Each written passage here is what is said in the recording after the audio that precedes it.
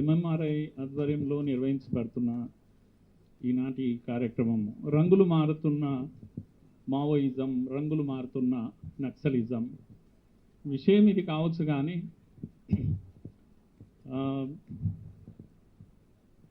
ఈ సమస్యను ఎలా అర్థం చేసుకోవాలి మనం, దీనికి పరిష్కారం ఏంటి, ఏదైతే సరి అయిన పరిష్కారం అవుతుంది, దీనికోసమే ఈరోజు ఈ చర్చ. అందరికీ స్వాగతం. వేదిక పైన ఉన్న పెద్దలను ఇప్పటికే పరిచయం చేశారు కనుక నేను ఒక చిన్న కామెంట్ చేయదలుచుకున్నాను.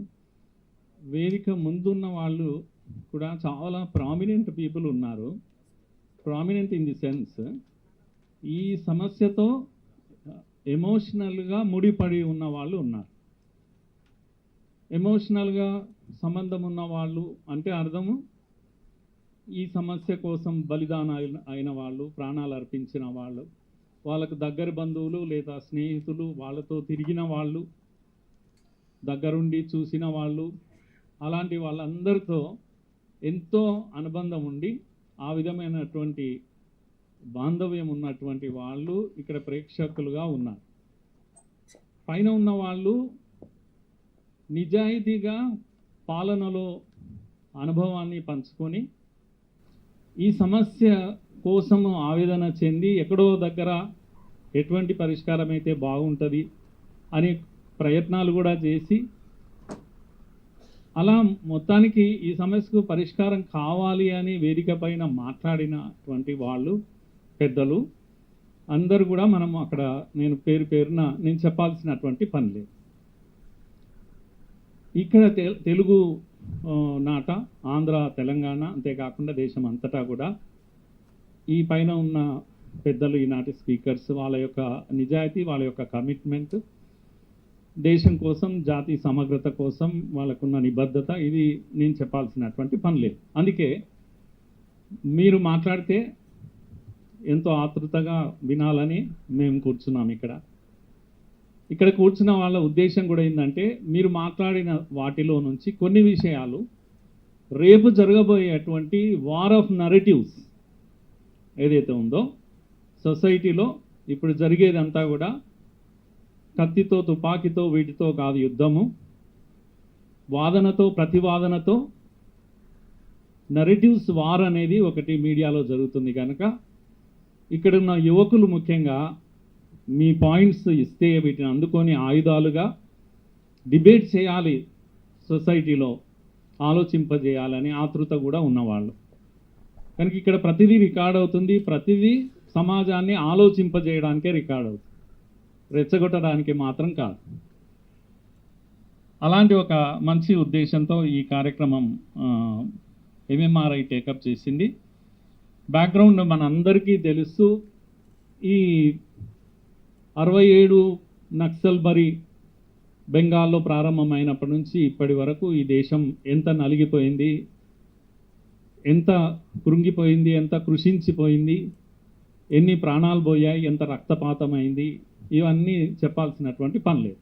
కానీ ఇప్పుడిప్పుడు ఒక ఆశ కనిపిస్తుంది, ఇది అంతమవుతుందేమో అనేటువంటి ఒక ఆశ కనిపిస్తుంది. ముఖ్యంగా హోమ్ మినిస్టర్ ఈ మధ్యలో రిపీటెడ్గా ఒక స్టేట్మెంట్ పబ్లిక్గా చెప్తూ ఉన్నారు. నేను అనుకుంటాను, నాకు సుమారుగా 65 ఏళ్ళు ఉన్నాయి.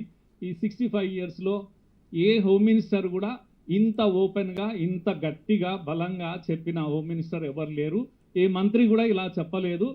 2026 మార్చ్ 31వ తేదీ తర్వాత ఈ దేశం నక్సల్ రహిత దేశంగా మారుతుంది, ఒక నక్సలైట్ ఉండడానికి వీల్లేదు అనేటువంటి ఒక నిబద్ధతను ఈ దేశం యొక్క హోమ్ మినిస్టర్ మళ్ళా చాటుతున్నారు. అట్లాగే ప్రధానమంత్రి కూడా రిపీటెడ్గా సమస్య ఉంది, ఇంకా అర్బన్ నక్సల్ రూపంలో సమస్య దాగి ఉంది అనే విషయాన్ని మాత్రం మన ప్రధానమంత్రి మనకు ఎప్పటికప్పుడు గుర్తు చేస్తూ ఉన్నారు. ఇటువంటి ఈ పరిస్థితుల్లో మనము ప్రభుత్వం పని ప్రభుత్వం చేస్తుంది. ఆయుధము ధరించిన నక్సలైట్ను అంతం చేయడము ప్రభుత్వం యొక్క పని. అది నయానా భయానా అంతం చేయడం, వారిని దగ్గరికి తీసుకోవడము, బుజ్జగించడము, లేకపోతే రీహాబిలిటేషన్ చేయడము, లేకపోతే సరెండర్ అయిన వాళ్లకు తగిన ఇది కల్పించడము, అలాగే వాళ్ళు చేస్తున్న డిమాండ్స్లో పేదరికం కానీ లేకపోతే ఇతరత్ర ఎక్స్ప్లాయిటేషన్ కానీ, గిరిజనులు, దళితులు, నిమ్న వర్గాలకు జరుగుతున్న అన్యాయం కానీ, ఇవన్నీ అడ్రస్ చేయడము ప్రభుత్వం యొక్క పని. కనుక ఇలాంటి పరిస్థితుల్లో ప్రభుత్వం పని ప్రభుత్వం చేస్తున్నప్పుడు సామాజిక కార్యకర్తలుగా మనమేం చేయాలి? కనుక ప్రధానమంత్రి గారు చెప్తున్నటువంటి విషయం ఏదైతుందో, ఈ సమస్య ఇంకా అడవుల్లో ప్రభుత్వం చూస్తుంది కానీ అర్బన్ ఏరియాలో, సిటీస్లో జరిగేటువంటి ఈ యొక్క వార్ ఆఫ్ నారేటివ్స్ ఎలా జరగాలి, వీటిలో మన పాత్ర ఏంది, మనం ఎట్లా ఉంటే బాగుంటుంది. ఓవరాల్గా అందరి ఆశయం ఏంటంటే హింస ఉండకూడదు, కానీ అట్ ది సేమ్ టైం దోపిడీ కూడా ఉండకూడదు. హింస ఉండకూడదు, హింసను ఖతం చేయాలి అనేటువంటి కక్షాపూరితమైన ఆలోచన మనకెవ్వరికీ లేదు.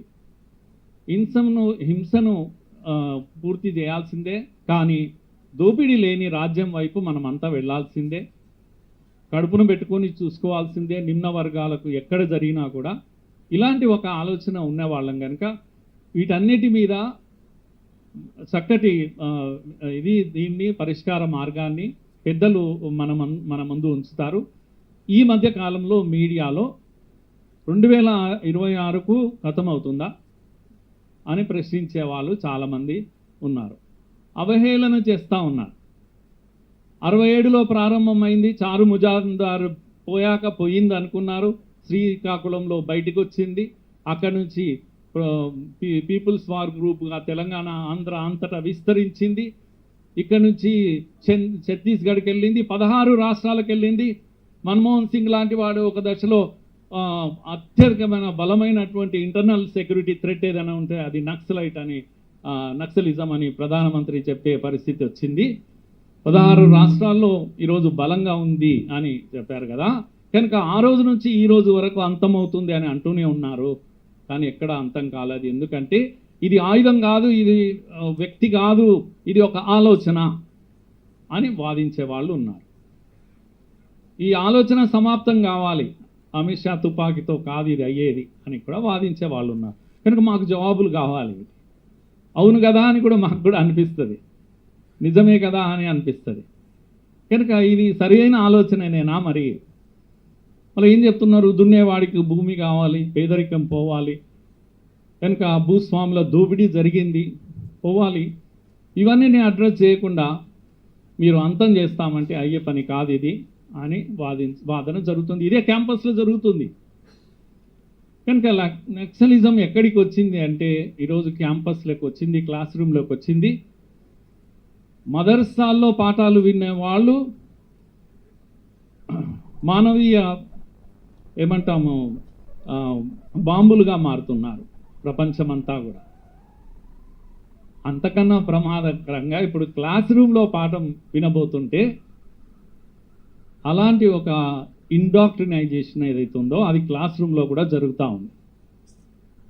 కనుక ఇది ఎంత దూరం వెళ్తుంది, దీన్ని ఎలా మనం పరిష్కరించుకుంటాం, ఇది మనల్ని అందరినీ వేధిస్తున్నటువంటి ప్రశ్న.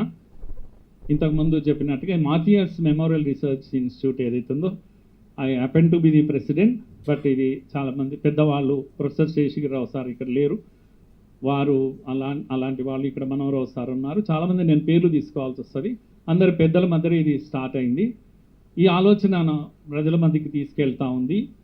కనుక ఎంఎంఆర్ఐ ఎందుకు స్టార్ట్ అయింది వెంకటరెడ్డి గారు చెప్పారు. కానీ ముఖ్యంగా తెలంగాణ, ఆంధ్రప్రదేశ్లో ఇక్కడ సుమారుగా ఒక 30-40 మంది కార్యకర్తలు, ఆయుధం లేని వాళ్ళు, నిరాయుధులైనటువంటి వాళ్ళు క్యాంపస్లో ఎన్నికల పేరు మీద వాటి మీద హింస జరుగుతున్నప్పుడు ఎదురించినందుకు వాళ్ళ ఆయుధాలకు బలైన వాళ్ళు ఉన్నారు. అలాంటి సందర్భంలోనే ఎంఎంఆర్ఐ పుట్టుకొచ్చింది. కనుక ఎంఎంఆర్ఐ ఆయుధం కాదు పరిష్కారం, ఆలోచననే పరిష్కారం.